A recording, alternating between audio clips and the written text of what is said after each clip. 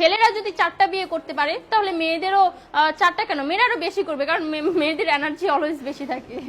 ছেলেরা যদি 4টা বিয়ে করতে পারে তাহলে মেয়েরা পারবে না কেন? অবশ্যই পারবে, কারণ নারী পুরুষ সমান অধিকার। আর যদি একটা কথাই চিন্তা করি তাহলে মেয়েদের চেন কোনো কাজে লাগে না, চেন খুলে মুতার অধিকার তো তাদেরও আছে।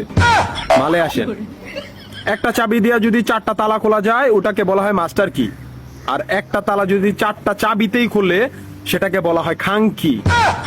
ধরেন আপনি 4টা ইঁদুর পালেন, আপনার কাছে গর্ত আছে একটা, বাহিরে অনেক বৃষ্টি, বুঝেনি তো ওয়েদার ডিমান্ড, এখন 4টা ইঁদুরের একসাথে গর্তে ঢুকতে হবে, তখন আপনি কি করবেন?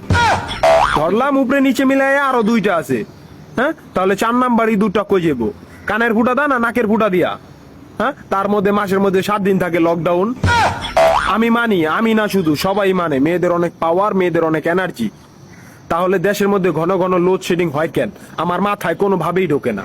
একটা ছেলে যদি 4টা বিয়ে করে, 4টা ঘরে যদি 10টা সন্তান থাকে, তারপরও বাপের নামে একটাই থাকবো। এখন আপনি যদি 4টা বিয়ে করেন, একটা সন্তান হয়, তাহলে বাপের নাম কি দিবেন? সলিমুদ্দিন, কলিমুদ্দিন, আনোয়ার, মনোয়ার, নাকি গড়ে মিলাইয়া জানোয়ার? আপনি কি নারী না ঢাকা শহরের লোকাল গাড়ি?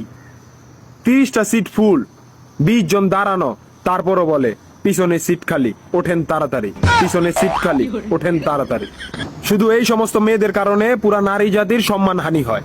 আমাদের উচিত সিটি কর্পোরেশনের কুত্তা মারার ইনজেকশন দিয়া এদেরকে মেরে ফেলা, যাতে এদের জন্য অন্য কোনো মেয়েদের কেউ খারাপ নজরে না দেখে।